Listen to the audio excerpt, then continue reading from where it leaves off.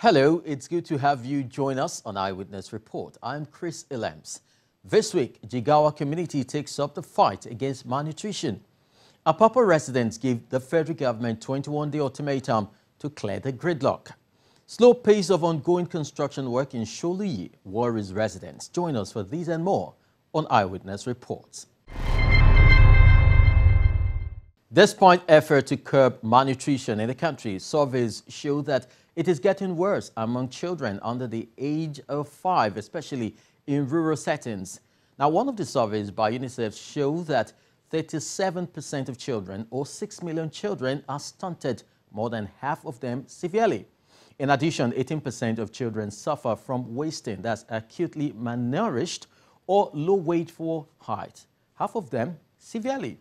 Now, 29% of children are underweight, both acutely and chronically malnourished, or low weight for age, almost half of them severely. Now, recently, we brought you a story from Jigawa State. As a follow-up to that, we present what women of Maina in Buji Council area are doing to combat this scourge. Join us. 5 kilometers away from Buji local government area is Maina, a serene and peaceful village in Jigawa State, northwest Nigeria. It's a sunny afternoon here, and some of the men who have not gone to the farm take time out to relax under the tree or have a haircut.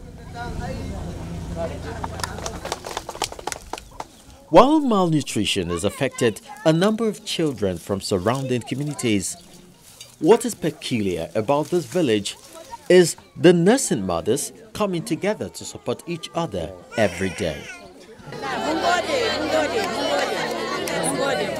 The support group is meant to share information and teach each other how to better take care of their young ones.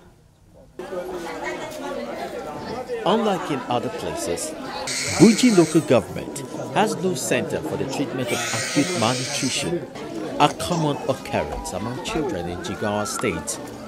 So these women have to improvise.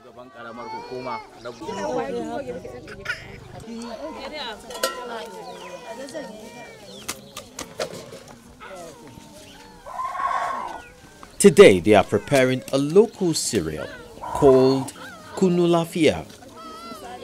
It is made from soybeans, groundnut and millets.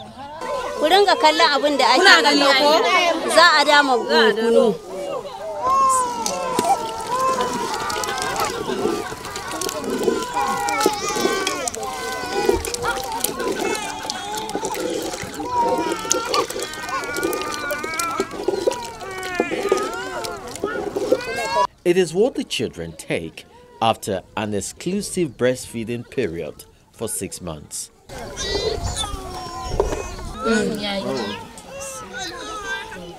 And that has made a huge difference in the lives of the mothers and the children.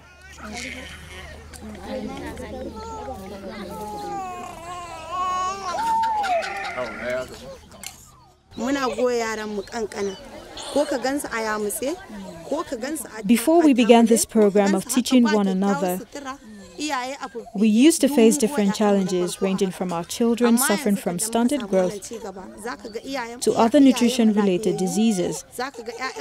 But now, as you can see for yourself, our children are looking very healthy. The State Nutrition Officer, Mr. Said UMAR, explains the nutritional value of the kind of meal they prepare. From 6 months to 9 months, you start giving a child something similar to breast milk, but a little bit thicker than breast milk. That's where that kunulafia comes up. We use soybeans, groundnut, and millet or maize.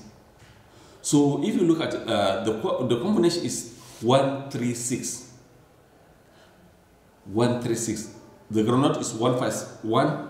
Then the soybeans 3. Then the millet or maize will be 6. 6 pinch or 6 measurement or whatever it is. You understand? So if you look at the groundnut, it contains fat and oil, and some minerals in it. Soybeans is proteinous. And you look at your maize or millet is carbohydrate. So you combine all the food groups in that kunu. So the child will receive all the nutrients he needs in his body when he takes that kunu lapia. And in addition to those food stock, we are encouraging the women to add this zogale powder, moringa. You dry it under the shade, you want it to become powder. Then after you prepare that kunu lapia, you put a little, half a spoon or a spoon on it, on the kunu, so that the child will receive additional minerals and vitamins in it. The State House Committee Chairman on Health, Mr. LAWAL GARBA, in an interview with Channels Television said the State House of Assembly would do its best to make sure the fight against malnutrition gets the necessary funding it deserves. Last year, 2017-2018, the budget was 270 million. And when they came for the budget defense, 2018, we add 30 to make it a round figure, to make it 300 million. Out of that 300 million, 150 was released. The remaining 150, the executive governor of Jigawa State will release the remaining, so that next year, 2019, will be another 300 million. For the Commissioner of Health, Dr. ABBA ZAKARI, he says recent statistics shows a significant reduction in the number of malnourished children in the state. And if you look at things related to nutrition, we used to be the worst in the country in terms of stunting. We had 66%, but that has reduced 12 points. We are at 54%, so we are no longer the worst in the country when it comes to nutrition. One of the religious leaders in the state, MALAM AMINU believes that to win the fight against the menace of malnutrition, religious leaders must include the subject of nutrition in their sermons. Most of the leaves that we have in our houses, they are available for us, and they are much more nutritious than any food that you can go and buy in the market. So that is why we are calling on all the imams that they should include such activities in their khutbahs, more especially Friday sermons. They should always include them, so that at least our people will come to realize the importance of what they are having in their houses, and they can come to understand that it is an act of amana for them to look after their own children. While the authorities are doing their best to curb the menace of malnutrition in the state, it is expected that other communities copy this model, which has brought relief to these women of Buji community.